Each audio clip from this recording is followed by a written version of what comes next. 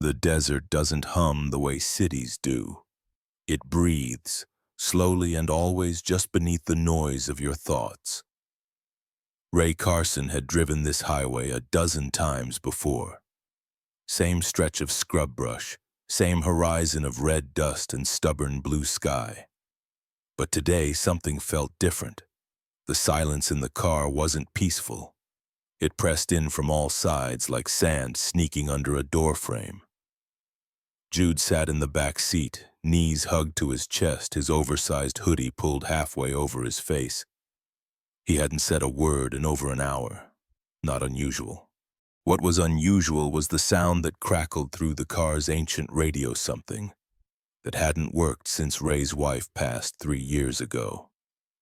First came the static, then a flicker like a sigh inside the wires, then, "If anyone can hear this, don't take the left, there's nothing there." Ray stiffened. He reached for the dial, but it wouldn't budge. He tapped the screen, fuzzy green light blinked back. It wasn't picking up a station. It was broadcasting something else. He glanced in the rearview mirror. Jude's eyes were open now, just barely. Staring at the back of the passenger seat, the voice came again. Same tone. Calm. Low. "I repeat, if anyone can hear this, don't take the left, it leads nowhere." Ray let out a quiet breath. "Well, that's not unsettling," he muttered. Jude didn't respond. Ray turned the knob again. The sound dropped into silence, then came back on its own, louder this time.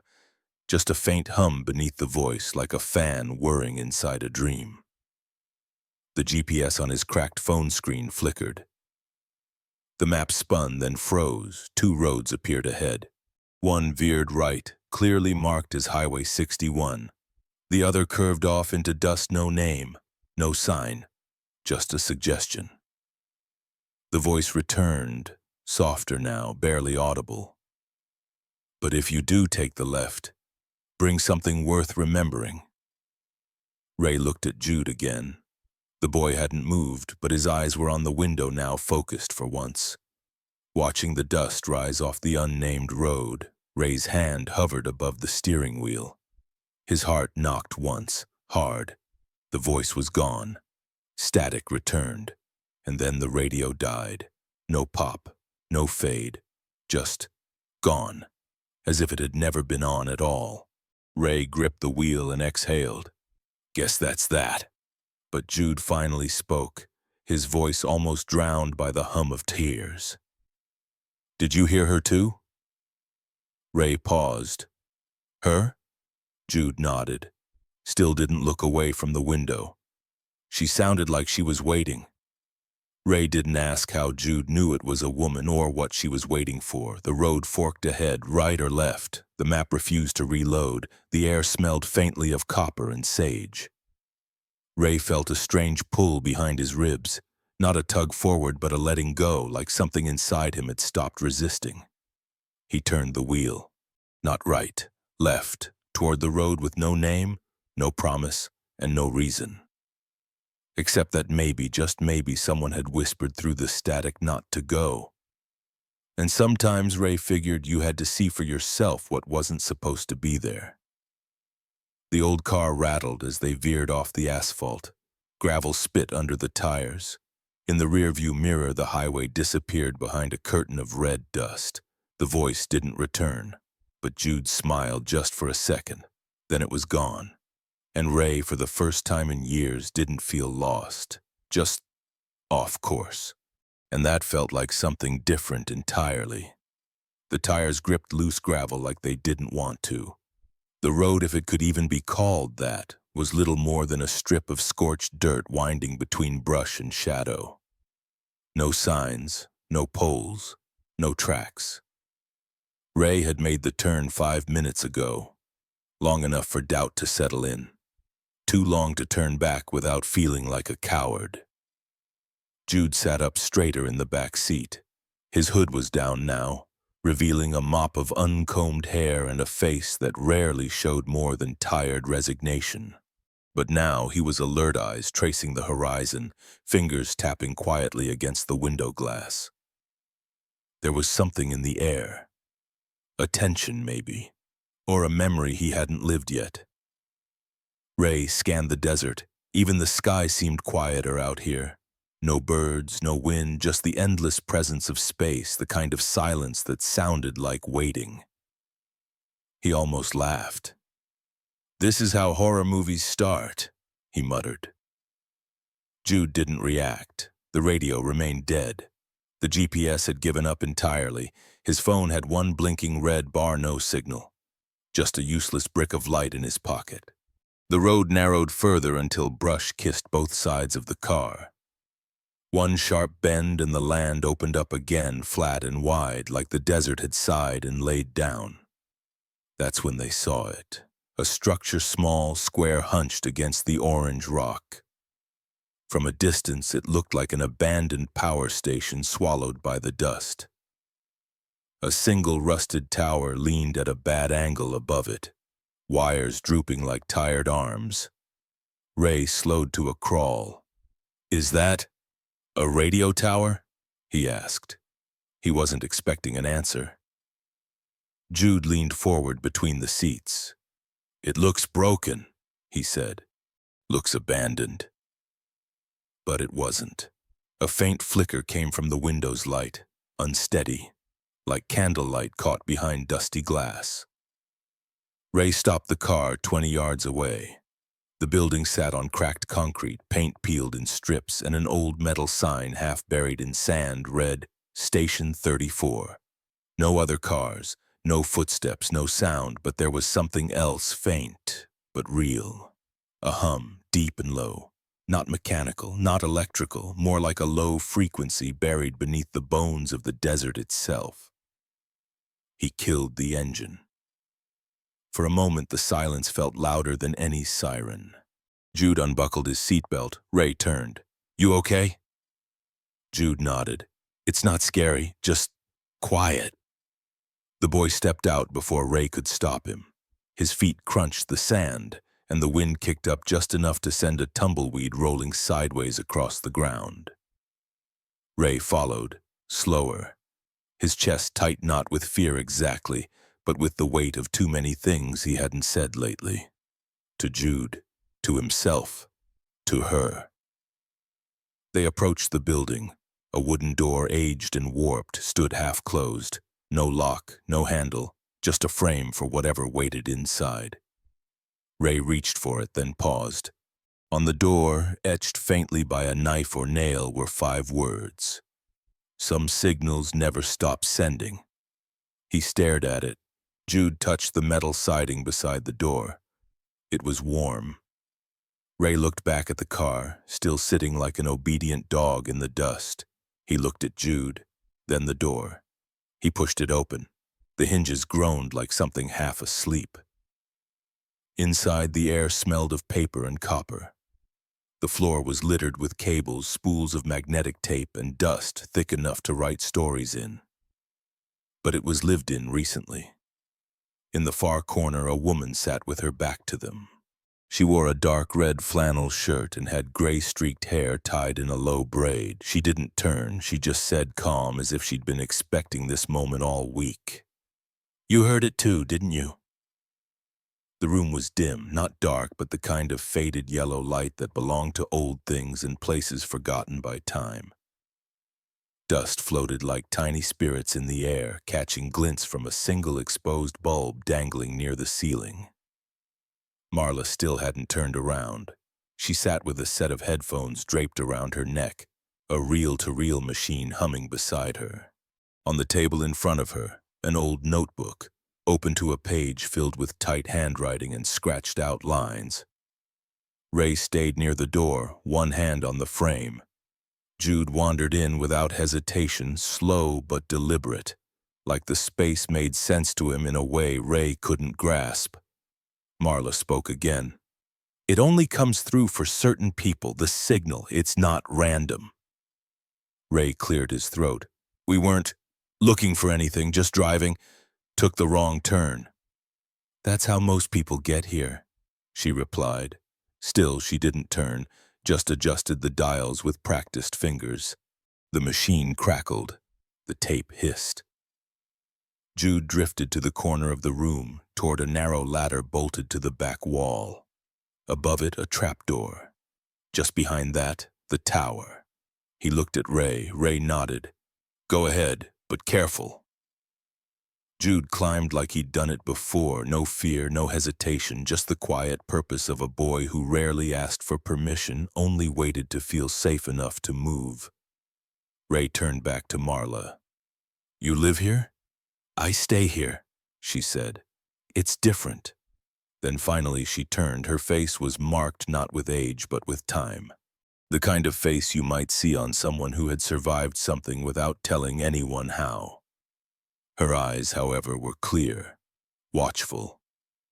"You'll want to keep the boy away from the wires on the north panel," she added. "The insulation's rotten." Ray blinked. "You've had visitors before?" "Not often, but enough to know how people walk when they're carrying silence." Above them, the trapdoor creaked open. Jude stood half-crouched on the metal grate of the tower's interior platform. His face, turned toward the sky, caught the sun for the first time that day. He reached out not to touch anything, just to feel. The tower was silent. No transmission, no beeping, no movement, but Jude stood there like it was speaking directly to him. From below, Marla watched. Her tone softened. "Some people don't need words. They tune in other ways." Ray stepped beside her. "He doesn't talk much, not for a while." "He doesn't need to," she said. "Look at him." Jude had pulled out his sketch pad. Kneeling in the narrow light, he started to draw fast, focused, the way only children and artists do when they're not thinking. Ray couldn't see what it was, but Marla somehow didn't need to. "Sometimes," she said, "the tower remembers things no one tells it." Ray looked up at his son. The wind nudged the tower just slightly. It moaned low, steady, not a sound of warning, a sound of welcome. She moved like someone used to waiting, not in a passive way, but in the way people do when they've stopped expecting visitors. Yet always keep the kettle full, just in case. Marla Reyes stood by the window now, backlit by the late sun that painted the walls the color of old pennies. She didn't say hello, didn't ask for names. She simply watched Ray and Jude from across the room as if trying to place them in a memory she couldn't quite finish. Ray shifted, one hand instinctively resting on the strap of his duffel. "We weren't trying to, intrude, just found this place by accident." "No one comes here on purpose," Marla said, her voice smooth but dulled at the edges like a radio turned down too low. "Except me." She turned away, moved toward a control panel along the wall, and began flipping switches with familiar ease. The reel-to-reel started again, humming like an old throat clearing before a long confession.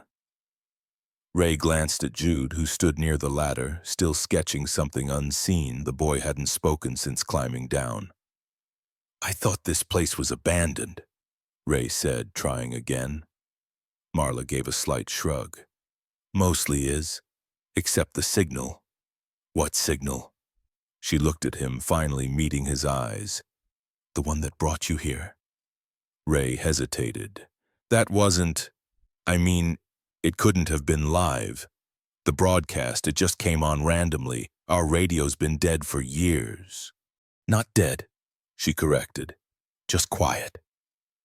Ray felt a chill crawl up his neck. Not from fear, from recognition. Marla walked past him to the far corner of the room. She picked up a tin box, opened it without looking, and pulled out 2 mismatched ceramic mugs. One was chipped, the other had a faded cartoon bird on it. She handed the chipped one to Ray. "It's herbal, doesn't taste like much." He took the cup without question. "Thanks." They stood in a silence that didn't feel empty, just old, like a room no one dusted but no one dared to clear out either. Marla glanced toward Jude. "He hears it, doesn't he?" Ray followed her gaze. He tunes in differently. Always has. Marla nodded slowly like she already knew. This place likes those kinds of ears. Ray sipped. The tea tasted like dry leaves and something floral he couldn't name. He let the warmth sit in his mouth for a moment before swallowing. "You're here alone?" he asked. Marla didn't answer at first. Instead, she turned a dial on the console and a low hum filled the room. Not quite a sound, more like a memory vibrating just beneath the floorboards. She finally said, "The signal doesn't need company. It just needs space." Ray waited. When she didn't continue, he tried a different question. "How long have you been out here?" She raised an eyebrow. "Does that matter?" Ray shrugged. "I guess not." "Long enough," she said, "to know what silence is saying." Jude came over then. He held out the sketch pad without a word. Marla took it gently. Her eyes moved over the drawing. She said nothing, but her shoulders lowered just barely. Ray couldn't see what was on the page. "Good lines," she murmured. "Clean, honest." Jude nodded. She handed it back. "I'll be in the back room," she said, moving toward a heavy curtain near the rear wall. "You can stay the night. I have extra blankets. The desert's colder than it looks." "Thank you," Ray said quietly. Marla paused at the curtain. Then, without turning, she said, "Don't try to understand everything all at once. Some places explain themselves only if you stay quiet long enough." Then she disappeared behind the fabric, leaving only the soft hum of the machines and the scent of lemon balm in her wake. The control room was warmer than expected, not by heat exactly, but by use. Wires coiled like roots along the floor. Dust blanketed the shelves, but there were fingerprints on the knobs and mugs half filled with tea stains. It felt lived in, or at least remembered. Marla had laid out 3 rolled blankets side by side on the floor between 2 unused cabinets. She didn't offer explanations or apologies, just motioned toward the pile and disappeared again behind her curtain. Ray crouched to unpack a change of clothes for Jude. The boy didn't react, his attention fixed on a wall of dials and meters glowing faintly amber. "You want to sleep or explore?" Ray asked. Jude pointed. "Explore it is," Ray murmured. The boy moved gently, no rush, no hesitation. He seemed drawn to the old broadcast console like a cat to warm concrete. His fingers hovered over buttons but didn't touch them. Instead, he watched the flickering green light in the corner like it might blink back in code. Ray followed him, careful not to knock over anything. The air smelled of ozone and old paper. A low hum thrummed through the floor, steady and reassuring. "Think it still works?" Ray asked, more to himself than to Jude. Jude shrugged. Ray smiled, half amusement, half ache. He missed the days when Jude would narrate his every move. "This is the launch button, Daddy. This one's for turbo mode." Now Jude just listened to rooms. He stepped closer to the mic setup. The microphone was old, brass, with a mesh grill that looked like it belonged in a museum.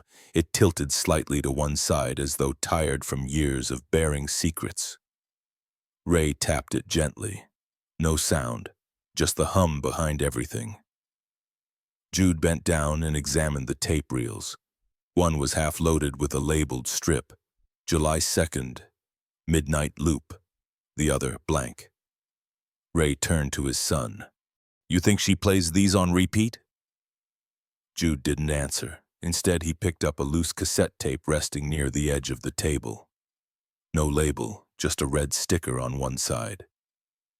He held it up toward Ray without speaking.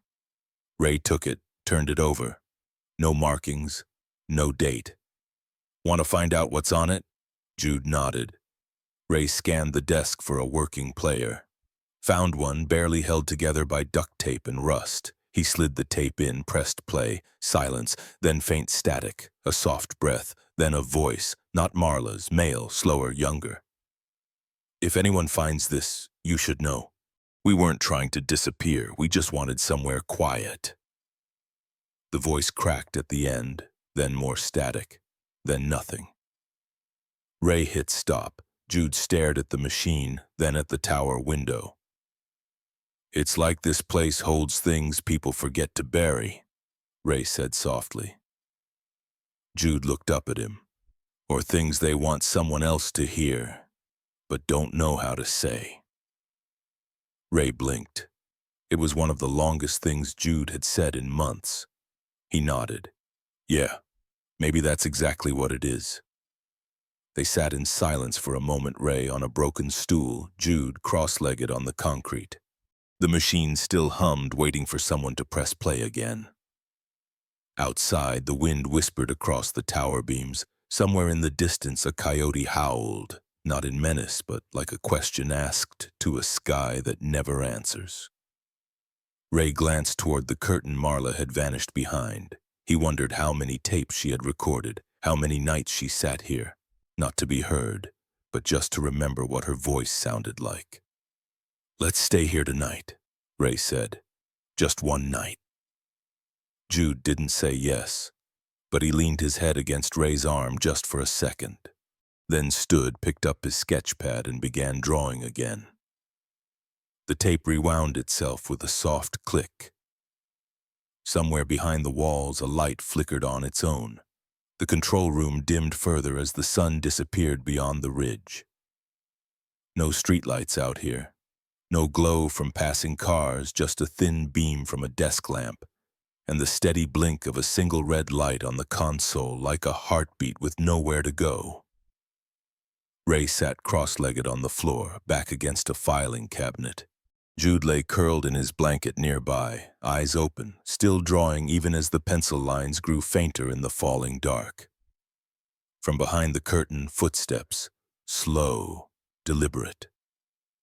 Marla reappeared in a thick cardigan and wool socks. She moved without announcement, without looking to see if they were watching.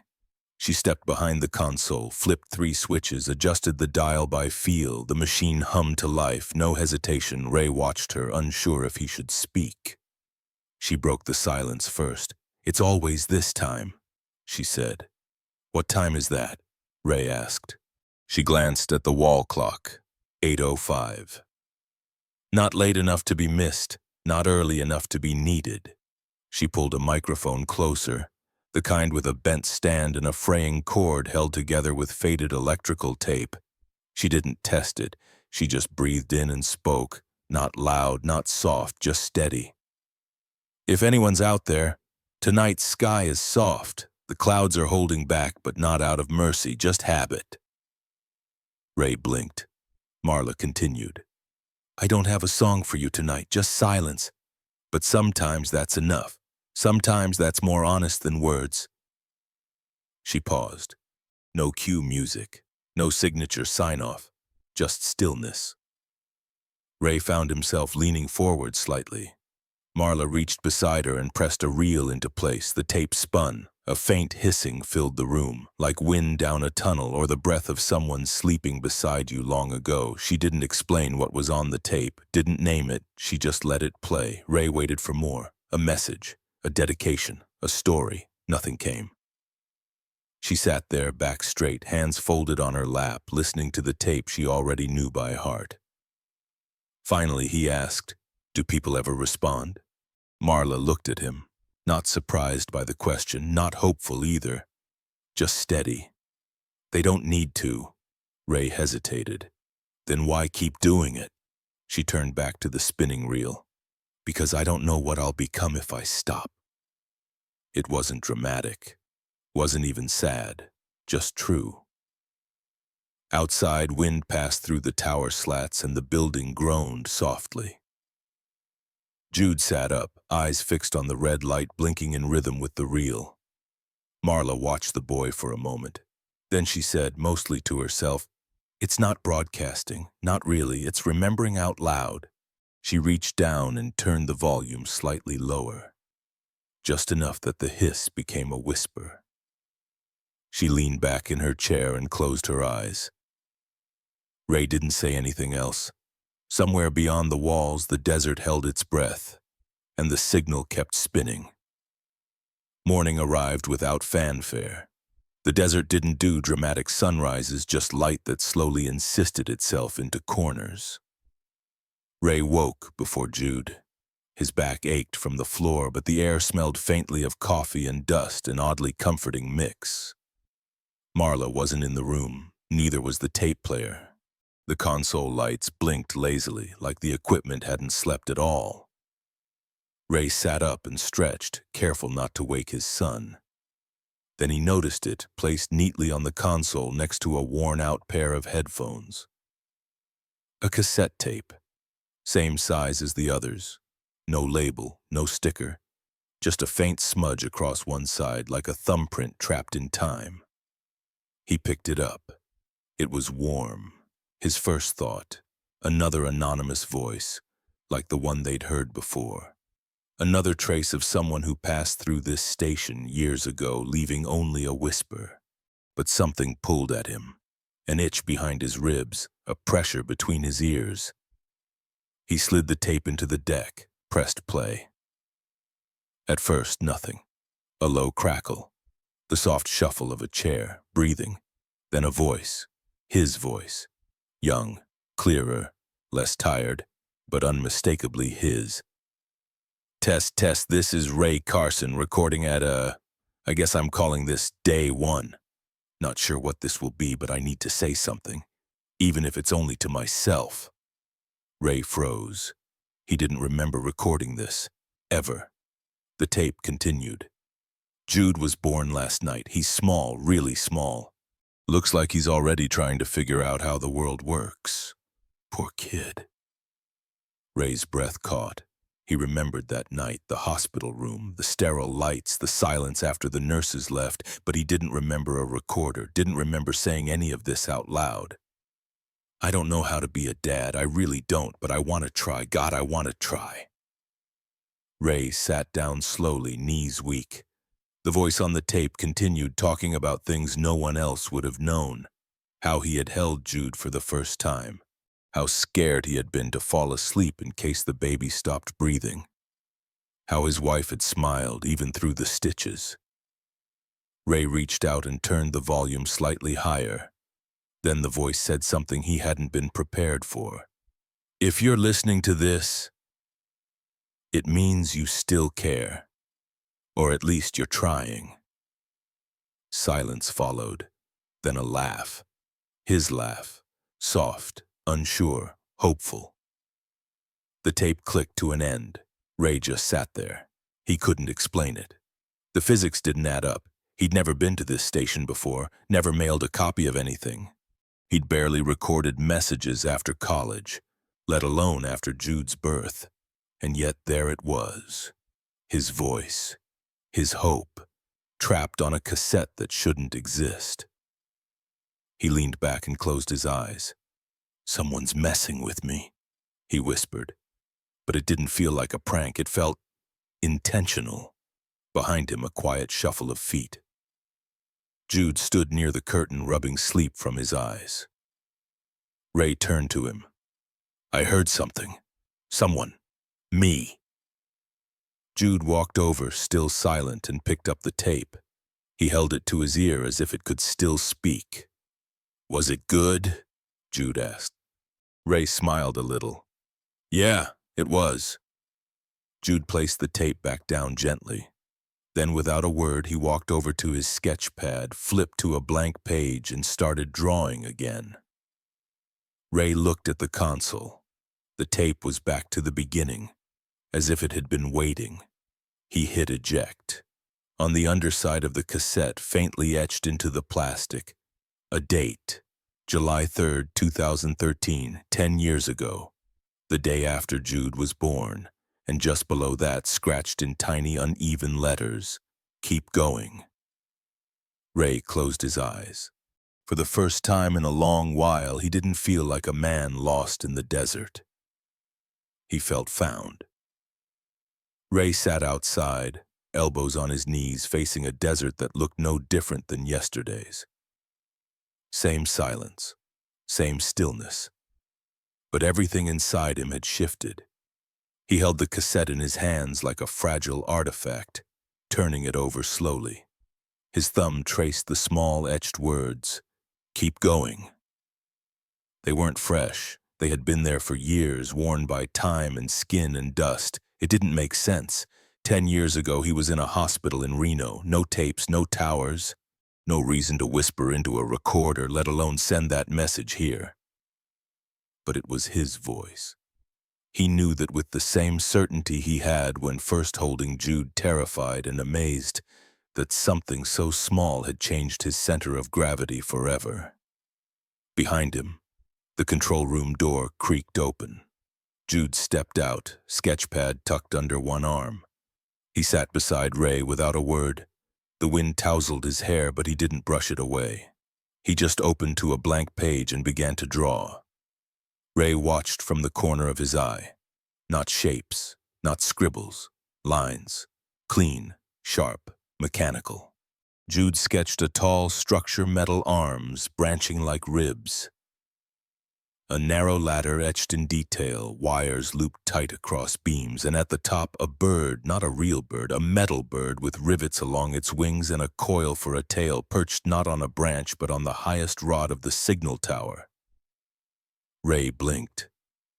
"What's that?" Jude didn't stop drawing. "It's what I saw last night." "There was nothing there." Jude paused, then pointed at his temple. "I saw it here." Ray exhaled. "You dreamt it?" Jude shrugged. Ray leaned in. "That bird, what's it for?" Jude looked down at his pencil. His fingers tightened slightly. "It waits. It listens." Ray turned back toward the desert, lips pressed. "You think it brought us here?" Jude didn't answer. The sketch grew more detailed, wings made of thin mesh, eyes that looked like old radio dials. Below the tower, Jude drew a tiny figure standing in the sand, staring up. Ray realized it was him. Marla's voice echoed from inside the station, faint through the walls. Not Liv, just another recording looping in the background, humming through her ritual. Ray whispered, mostly to himself. Why me? He'd lost a job he didn't love. Lost a marriage to silence and slow grief. Lost the version of fatherhood he thought he'd grow into, but he hadn't lost everything. Jude was still here, quiet, strange, and very much alive. Jude held out the finished sketch. Ray took it. The bird looked back at him, not lifelike, but present. Not watching exactly, more like remembering him. "What's it called?" Ray asked. Jude replied without hesitation. "Signal Crow." Ray smiled faintly. "That's a good name." Jude nodded, satisfied.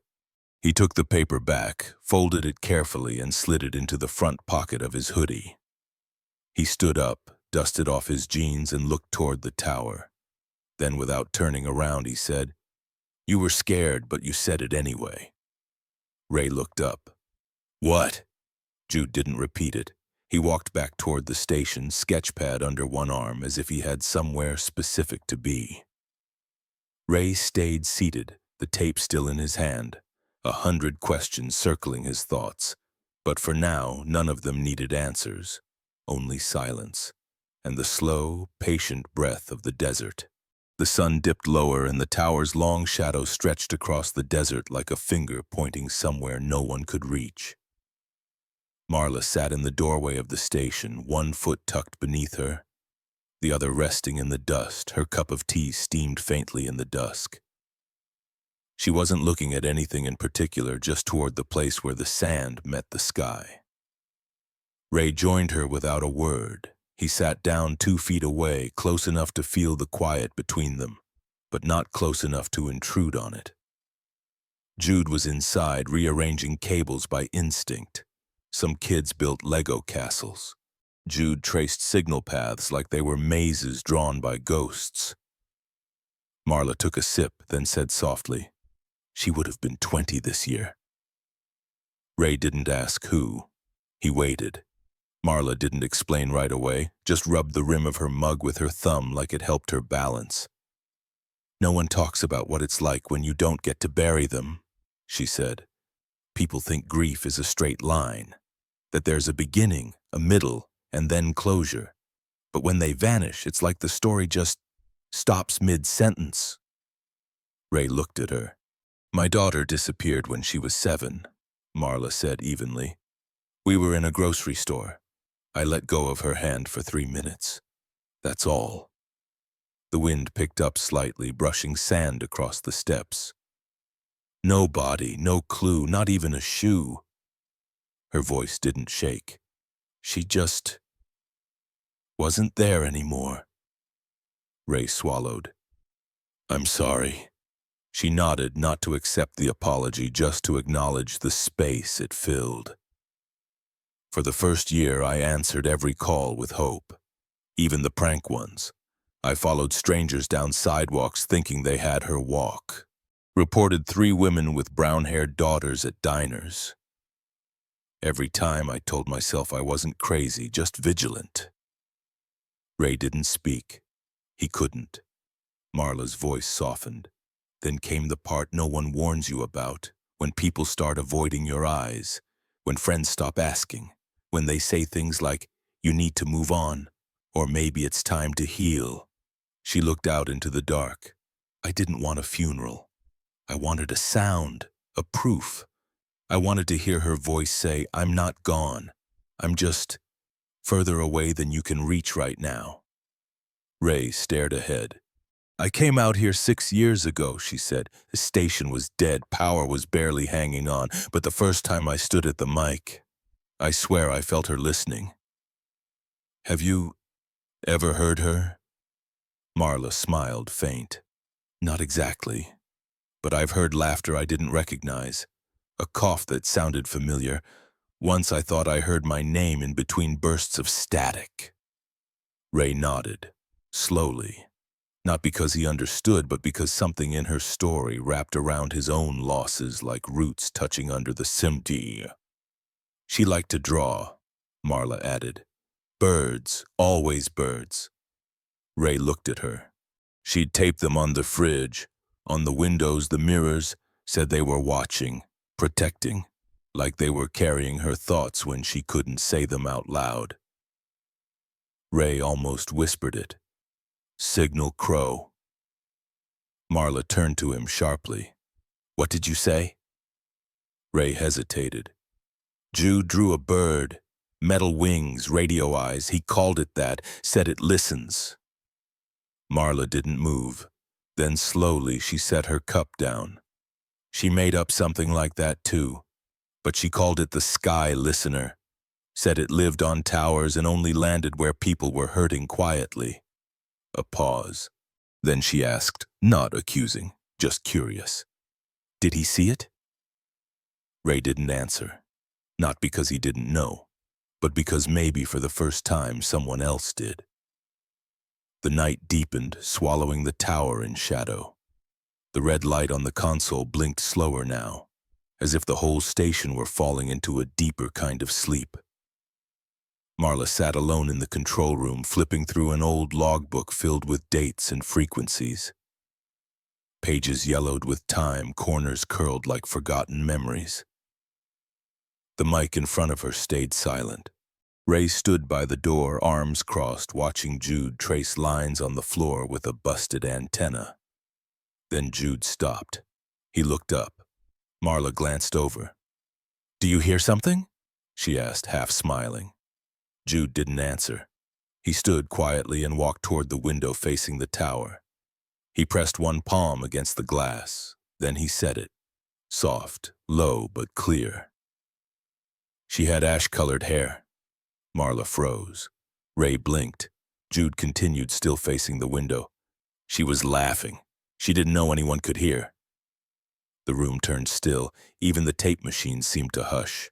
Marla stood slowly. "What did you say?"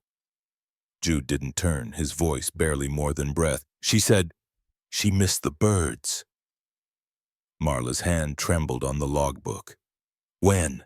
Jude turned, now eyes wide but not frightened.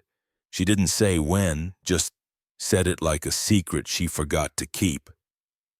Ray stepped forward. Jude, who are you talking about? Jude looked at his father. The girl in the wires. Silence dropped like a curtain. Marla walked over gently as if approaching a frightened animal. She knelt beside Jude. Did she say anything else? Jude looked down at his shoes. She was humming. I couldn't hear the song, but it felt like it knew me. Marla pressed a hand to her mouth. Her shoulders shook not with sobs, but with something deeper. Like the ground under her was trying to speak.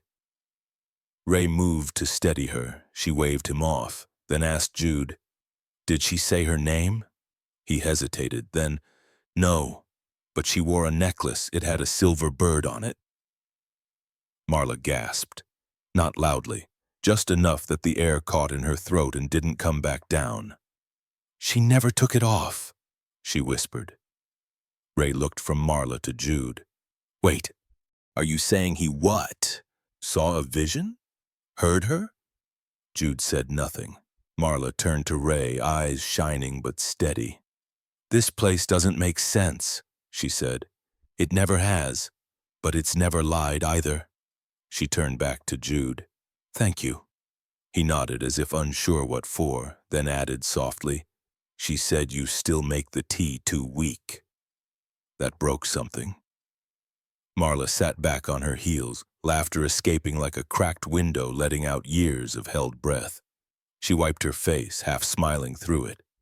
She hated chamomile, she murmured. Always said it tasted like the inside of an old sock.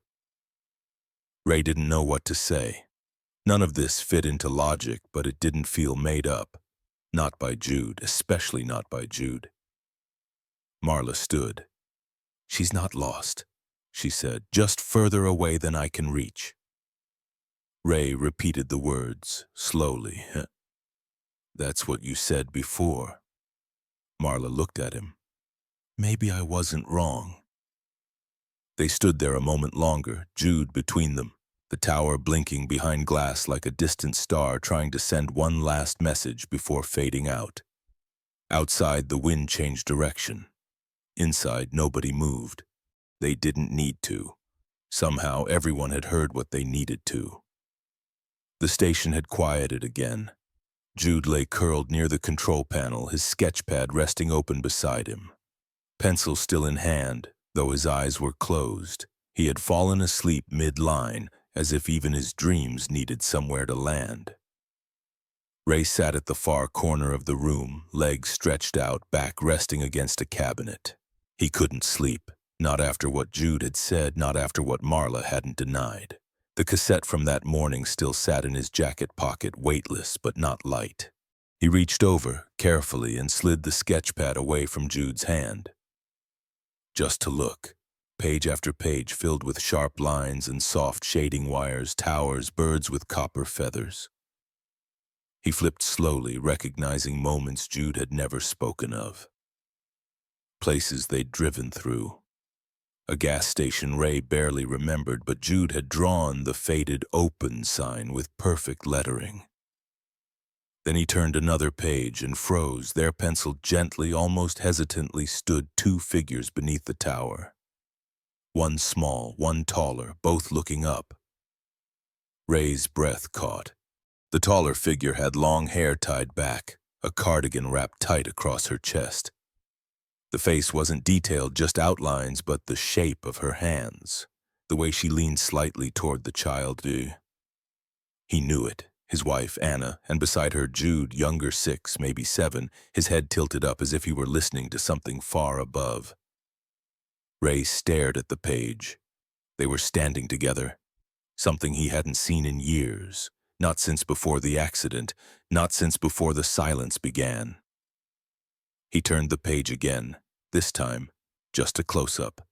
Anna's face, eyes closed. Her hand outstretched, palm open, resting in it. A small bird, no wires, no screws, just wings spread mid-flight. Ray's eyes stung. He blinked quickly but didn't look away. Jude had never drawn her before, not once, not since she passed. They'd never talked about it. The photo album stayed packed, her sweaters folded in a box in the back of a closet. They'd grieved side by side, but never together. Until now. Ray turned back to the tower sketch. This wasn't memory. It was something else, a cross between remembering and reaching. Like Jude was trying to put pieces together. Pieces that had no business surviving this long. Ray touched the edge of the paper. His hand shook. Behind him, a floorboard creaked. He turned. Marla stood in the doorway, wrapped in a blanket. She said nothing, just looked at the open page in his hands. Then quietly, "You don't have to ask how he knows." Ray nodded, because deep down he wasn't sure he wanted to. He just wanted to keep looking. And believe for a little longer that some part of her had stayed behind, not in his memory, but in Jude's lines. It started with a stillness, the kind that makes animals flee before humans notice. The air thickened, and the wind pulled backward just slightly as if inhaling. Marla felt it first. She rose from her seat at the control desk and moved to the window. "Storm's coming," she said. Ray looked up from the tape rack. "Rain?" Marla shook her head. "Worse." Outside, the sky had turned the color of dried, blood-burnt orange streaked with gray. The desert trembled, not visibly, not physically, but perceptibly, as if the ground itself anticipated being swallowed.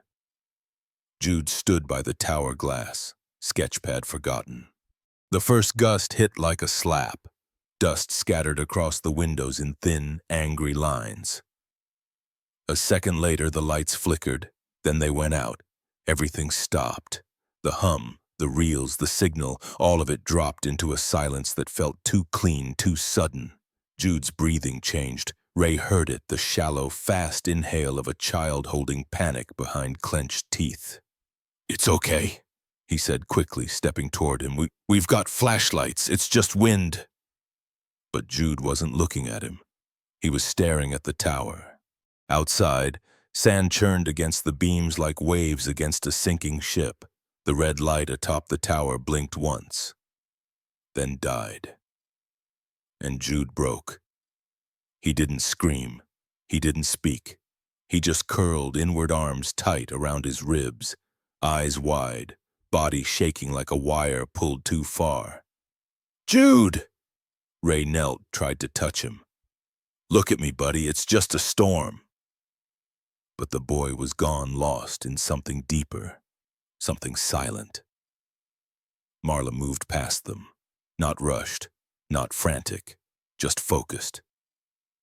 She opened a drawer beneath the console and pulled out a battered, battery-powered radio. She flipped open the back, snapped in 4 AA cells, then clicked the dial until it lit faint blue. Static, pure white noise. She pressed the speaker against Jude's chest, and the room breathed. The static poured into the air dry, shapeless, soothing. A sound with no meaning, no words, just presence. Jude's body slowed. His hands relaxed. His eyes didn't focus, but they blinked. Once, twice. Marla turned the volume up just a notch. Ray watched, stunned. "What is that?" "Sonic texture," she said softly. "Some kids don't need voices. They need something that doesn't ask anything of them." The storm howled around them, but the room held. Jude sat back on his heels, not okay, but no longer vanishing. Ray placed a hand on his son's shoulder. "Can you hear me?" Jude nodded, slowly. He reached forward and pressed his hand against the radio speaker, fingers curved like he was cupping a warm mug. Marla sank into a chair, breath steady. She looked at Ray. "I use it when the signal drops, not for the world, for me. Reminds me something's still flowing, even if no one's listening." Outside, the sand beat the tower like a drum. The desert went blind. But inside the station, wrapped in static and silence, 3 people waited. Not for rescue, not for answers, just for the moment to pass. After a while, Jude whispered, "It sounds like her." Ray leaned in. "Who?"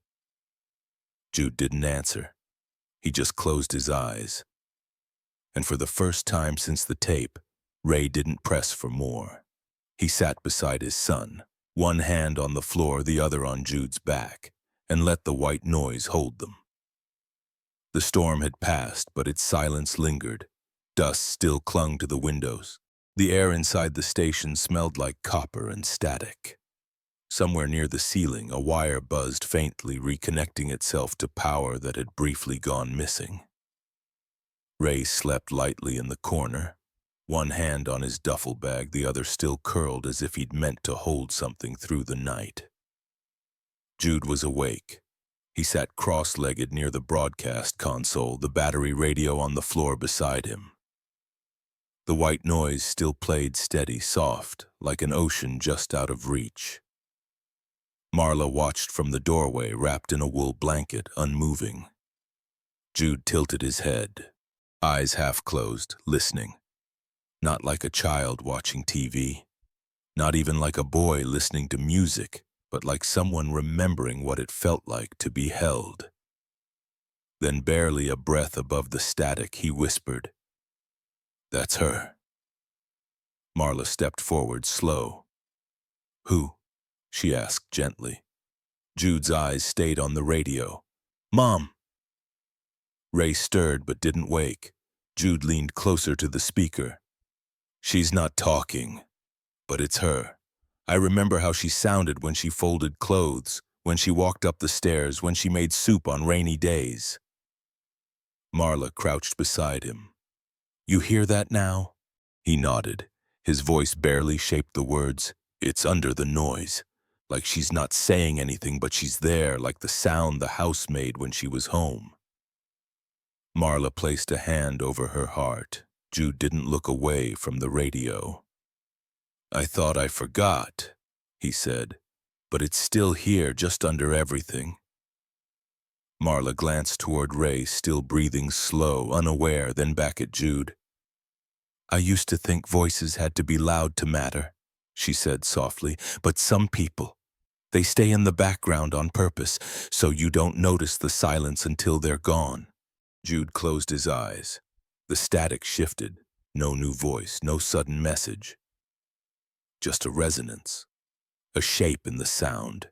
He whispered one final time, "I hear you, Mom." And then he smiled. It wasn't wide, it wasn't dramatic, but it was the kind of smile a child makes when they realize something lost didn't leave. It just changed shape. Marla rose slowly and stepped back. She didn't ask what else he heard. She didn't need to. The signal was still playing. But Jude had stopped listening for ghosts. He was listening for love. The station was quiet again. Not from outage, not from fear, but from something gentler. Jude had fallen asleep with one hand still touching the radio. Ray stood at the doorway, arms crossed, staring out into the desert morning. The storm had rinsed the sky clean. The tower stood solid against the pale blue, its metal beams dusted but untouched. Marla sat alone at the console. The tape reels were off. The mic was on. She stared at it for a long time before speaking. No music, no intro, just her voice, raw as a paper cut. "This is Marla Reyes." Her breath caught, but she continued, "I know I said I'd never do this, that I didn't believe in calling out when the silence never answered. But maybe silence is just waiting for something honest enough." She leaned forward. Her fingers trembled slightly on the volume dial. "If you're listening, and I don't know if you are, this isn't to bring you back. I don't expect that. This is for the space between us, the one I've been filling with static and broadcasts and machines. So I wouldn't hear myself saying your name." She paused, then softly, "Delilah." The name sat heavy in the air. "I'm sorry." Her voice broke. Not loudly, but with the quiet dignity of someone surrendering a lifelong burden. I'm sorry I let go of your hand. I'm sorry I stopped saying your name. I thought that if I kept it locked inside, I could keep you safer in there. But all it did was make me forget the sound of it." The mic hummed, waiting. She smiled not with her lips, but with her whole face softening. "Delilah, if you're anywhere close enough to catch this, even if you're just a memory echoing back through a boy who never met you, I love you. I always did." She reached forward, clicked stop. The red light dimmed. She didn't cry. She just sat back, eyes closed, letting the silence answer in its own way. Ray stepped forward but didn't say anything. He just rested a hand gently on her shoulder. Marla opened her eyes. For the first time in years, they looked lighter. It was early afternoon when the wind stopped pressing against the tower.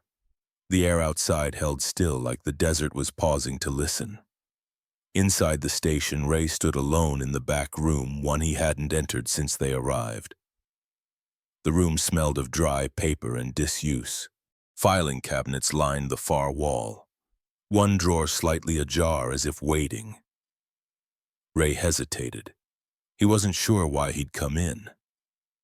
Maybe it was instinct, or maybe it was the way Marla had said her daughter's name without flinching, like breaking a seal on something sacred. He walked to the drawer and pulled it open. Faded envelopes, unmarked tapes, a cracked photo of the tower before the paint peeled, and at the back, tucked between a weather log and an old utility bill, an envelope. His name was on it, his handwriting. He stared. The envelope was creased, edges yellowed. "To Anna, if I ever figure out how to say this." No stamp, no seal, just folded paper and a silence that reached 10 years deep. His hands trembled. He sat down at the metal desk, light streaming across the floor in clean, quiet bands. He opened the envelope. The paper crackled. He read, "Anna, I don't know where this letter will go. Probably nowhere. Maybe the back of a drawer. Maybe into the fire, but I need to say it, even if it's only once. I'm scared. Not of being alone. I've done that before. I'm scared of raising him without you. Jude looks for you in every corner. He stands by the closet where your coats used to hang. He sits at the stairs waiting for footsteps. He doesn't cry. He just listens, like he thinks he can still hear you if he tries hard enough." Ray paused. The memory hit harder now, not because he had forgotten, but because the words finally had a voice, his own in ink, from a time when he couldn't say them aloud.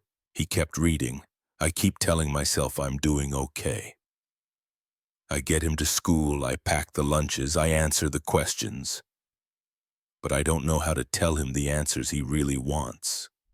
Like why you didn't say goodbye, or why he still wakes up expecting you. Or why the house sounds different now, quieter, even when the TV is on." Ray's throat tightened. He looked at the final paragraph. "I don't think I'll ever send this. But maybe if I write it down, it won't rot inside me. If you're out there, somehow, if anything you left behind still listens, please just stay close, even if we can't see you. Love, R." Ray folded the letter slowly, reverently. He didn't cry.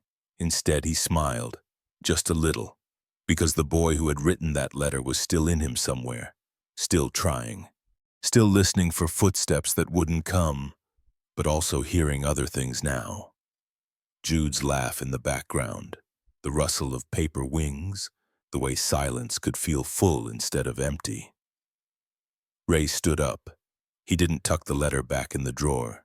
He slid it into his coat pocket, and for the first time in years he felt like he'd said goodbye without letting go. Marla stood in the hallway, hand resting on the tarnished brass doorknob. The door hadn't been opened in years, maybe longer. She avoided it not out of fear, but because it had once belonged to someone else, the engineer who built the original signal system. When he vanished, she kept the room sealed, as if silence could preserve whatever was left inside. Now, something had shifted. She didn't knock. She just turned the handle. The door creaked open, dust lifting in a slow swirl. Ray stepped in behind her, followed by Jude, silent as ever but wide-eyed. The room was colder, or maybe just more still. Metal shelves lined the walls, stacked across them, tapes, not hundreds but dozens. Each cassette wrapped in faded masking tape with names written in permanent marker. Some in cursive, some in shaky block letters, others simply marked with dates, some from decades ago. Ray stepped closer to one. GB, 1998. For the boy I never met. Marla exhaled. I didn't record those, she said. They were already here when I found this place. I thought it was junk at first, then I played one. She walked to a dusty player on the desk, popped in a tape labeled Rosa E, 2003, Don't Wait for Them to Say It Back. The tape clicked into motion. A woman's voice filled the room, low and unhurried. If you ever wonder why I left the lights on, it wasn't for safety. It was for hope. You always came home to light, even when I couldn't be there. Jude tilted his head. Ray looked at Marla. Are they all like this? She nodded. Confessions, letters, things people were too afraid to say to anyone living. So they said it here. Ray's brow furrowed. But who were they talking to? Marla looked toward the speaker. Anyone who would listen. Ray picked up another tape. The handwriting on the label was familiar, tight, slanted. D. Reyes, 2011. The night she disappeared. He turned to her. You kept yours. Marla nodded once. I recorded it the week after Delilah vanished. I didn't send it anywhere. I just couldn't say it out loud to anyone who knew me. Ray held the tape for a moment, then gently set it down. Jude moved toward a lower shelf. His fingers brushed against a tape labeled only with a drawing, a stick figure holding a paper bird. No words, no name. He turned to Marla. What's this one? She stepped over, saw the mark. That was the only anonymous one. No voice, just static and a single word whispered at the end. Ray raised an eyebrow. What word? Marla hesitated. Still. Ray let that settle in. The silence, the storm, the tape, the name. Still here, still waiting, still loved.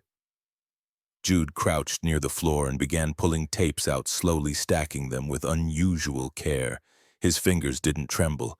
He moved with purpose, like someone sorting letters left unread for too long. Ray noticed. What are you doing, buddy? Jude looked up. We can play them. Ray blinked. All of them? Jude nodded. Somebody meant to be heard. Marla looked around the room, really looked for the first time in years. Not as a graveyard, but as a library of unsent things. She walked over to the console and flipped 2 switches. The lights blinked. The player warmed. Then she said, almost to herself, let's broadcast memory. The broadcast had been running for 3 days. Every evening, Marla and Jude loaded one of the old tapes into the console. The voices played out across the desert, soft confessions, quiet farewells, half-sung lullabies, whispered names. They didn't say where the signal went. They didn't need to. They were sending something out. That was enough. Ray stood at the edge of the tower, phone pressed to his ear, the wind tugging at the hem of his coat. So what do you think? The voice on the line asked. Not glamorous, but it's steady. Electrical supervisor at Suncrest Memorial. Good benefits, low stress, great place to raise a kid. Pays better than what you had before. Ray looked toward the station. I appreciate it, he said. I really do. You've been off the map for 2 weeks, Ray. That's not like you. He sighed. No, it isn't. Kid needs school, you need structure. Come back. Let's get things stable again. Ray didn't answer right away. He hung up politely, put the phone in his pocket. When he walked inside, the station was glowing dim orange from string lights Jude had rewired across the ceiling. Jude was sitting cross-legged on the floor, headphones pressed against his ears. On the desk, a new tape spun gently. A woman's voice hummed a lullaby, low and broken but full of longing. Ray sat beside him. After a moment, Jude removed one side of the headphones and passed it to his dad. Ray listened. The voice sang the same two lines over and over. "Come home when the lights are low. I left the porch for you to know." When the tape ended, Ray looked at his son. "I got offered a job." Jude looked up, still holding the headphones. Ray continued.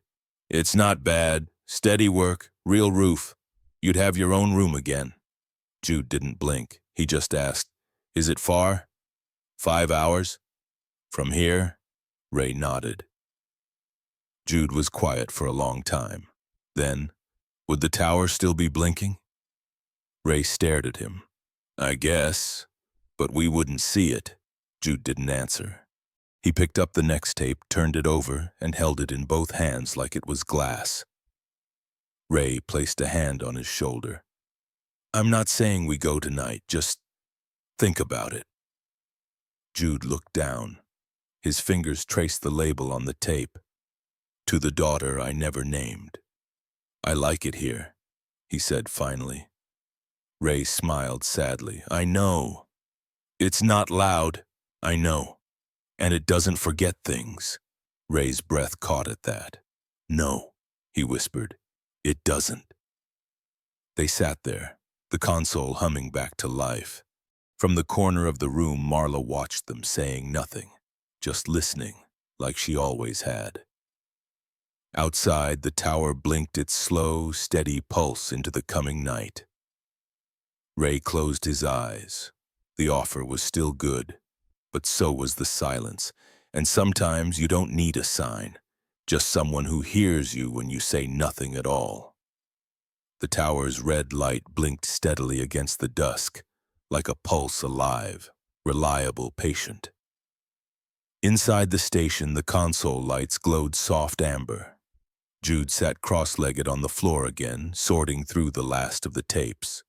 Marla leaned against the doorway, a mug of weak tea warming her hands. The storm had long passed, but the quiet after still hummed in the walls. Ray stood at the mic, in his hand, the letter.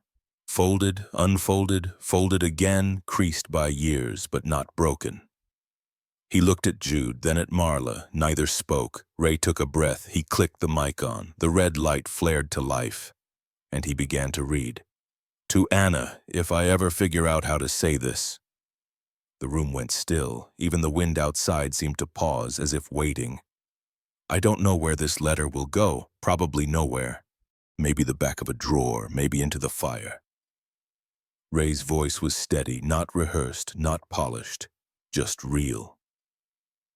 "But I need to say it, even if it's only once." He glanced at Jude, his son, now frozen in place, eyes wide, breath shallow. "I'm scared. Not of being alone, I've done that before. I'm scared of raising him without you." Jude blinked.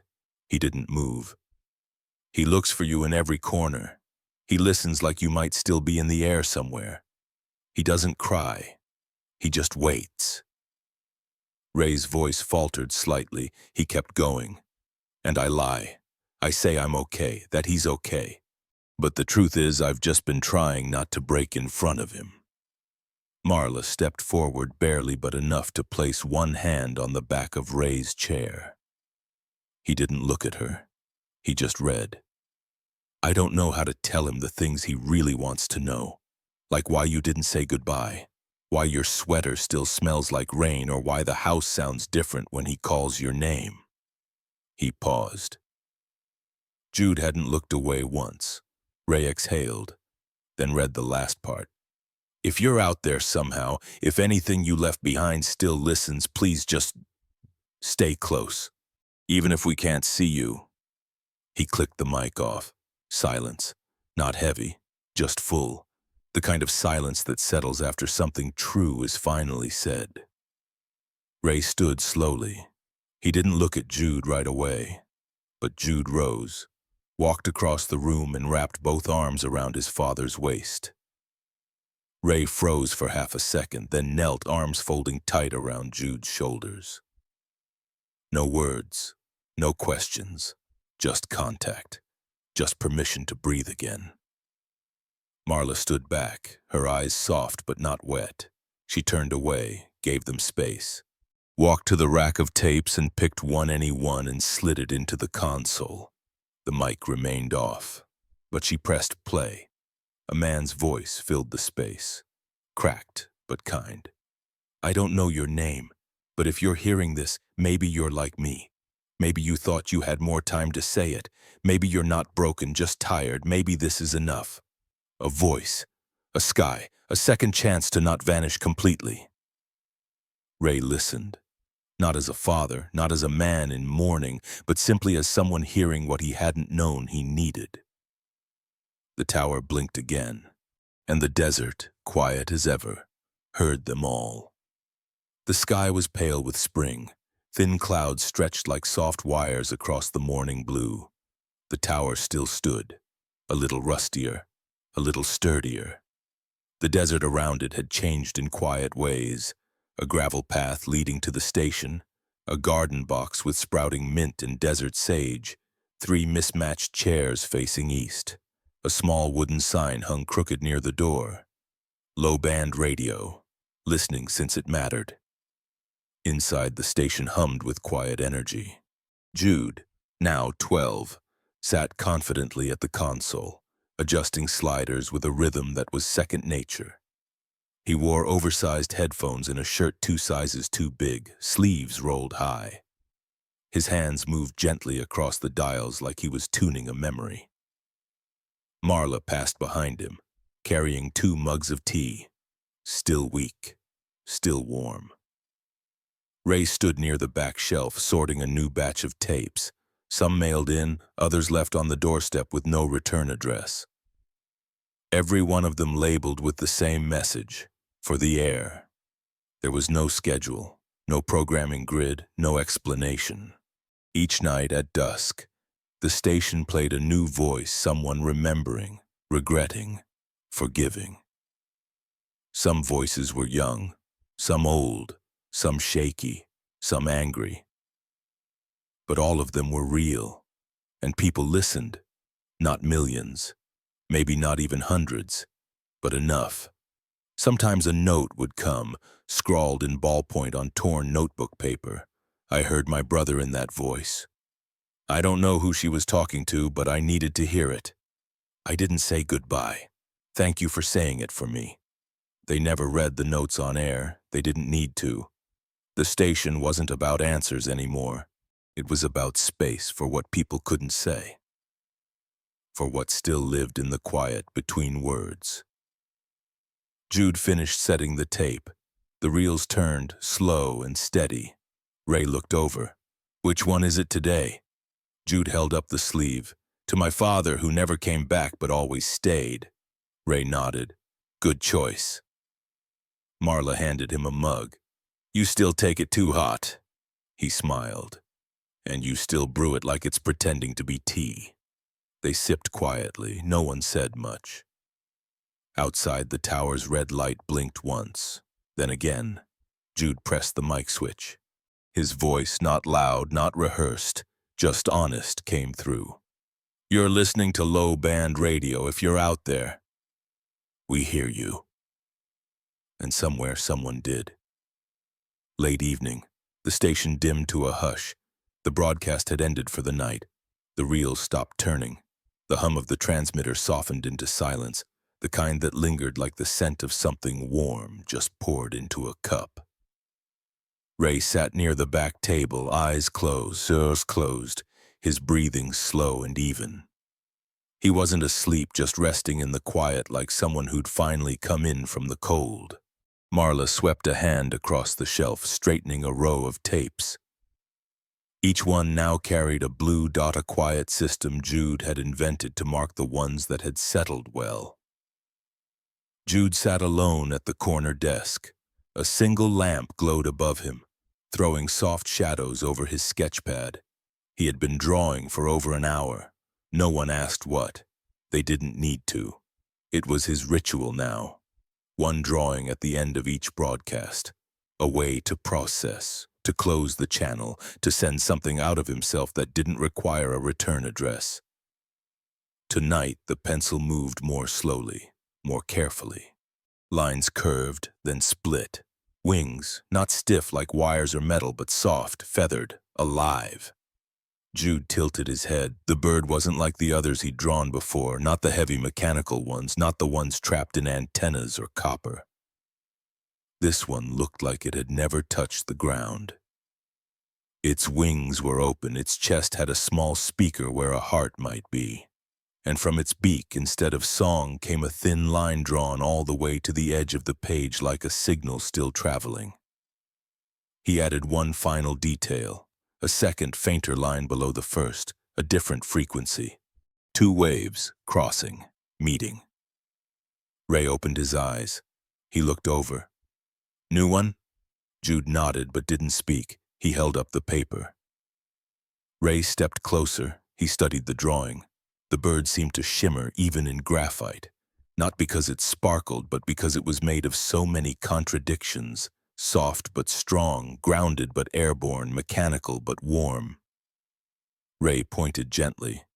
That line there, is that her signal? Jude nodded. And the second? Jude looked up at him. Mine. Ray didn't answer, just rested a hand on Jude's shoulder. Marla walked over quietly. She looked at the drawing, then at Jude. Her eyes didn't well up.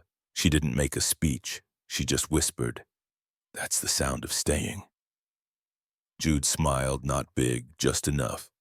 Then he tore the drawing out, folded it carefully, and walked to the transmitter. He placed the paper inside the cabinet beneath the console, tucked between a labeled tape and an old logbook. No fanfare, just a small offering to the quiet. Ray turned off the main light. Marla unplugged the tea warmer. The tower outside blinked once, twice, then held steady. Before leaving, Jude walked to the door and looked back at the room. Then he said it, soft but clear. "Good night, Mom." No one responded. No voice answered back. But the signal somewhere kept going. Out beyond the desert, beyond the tower, beyond where words could reach, carried on the wings of a bird only one boy could draw. Then the slow, rhythmic blink of the tower's red light. A faint hum fades in, not a song, not static, just presence. Then a voice, not Ray, not Marla, not Jude, just a voice warm, calm, familiar, and unknown at once. Voiceover. Some signals don't ask to be heard. They don't scream. They don't repeat. They don't chase the loudest room. They drift. Like warmth through a closed door, like light under the crack of a hallway. Like a name spoken only once but remembered forever. Cut to the empty station at night, soft glow of console lights, no people, just silence, full and waiting. Somewhere a voice is reaching out. Not to change the world, not to be found, just to say, "I'm still here." Slow pan across the drawing Jude left, the bird with the signal line stretching across the paper. Most people don't hear it. Too busy, too afraid, too loud inside themselves. Static swells gently, then fades beneath the voice. But every now and then the world gets quiet enough. A stranger pauses. A boy lifts his head. A woman calls a name she thought she forgot. And for a second, just a second, someone listens. Cut to the tower in darkness. Then blink once, again. Each signal sent into the air doesn't vanish. It waits, for ears ready, for hearts open. Beat of silence, then the final line. Every time a signal is sent, the world goes quiet for just a moment. To hear it. Fade out, black screen. Then one last soft pulse of sound, then nothing.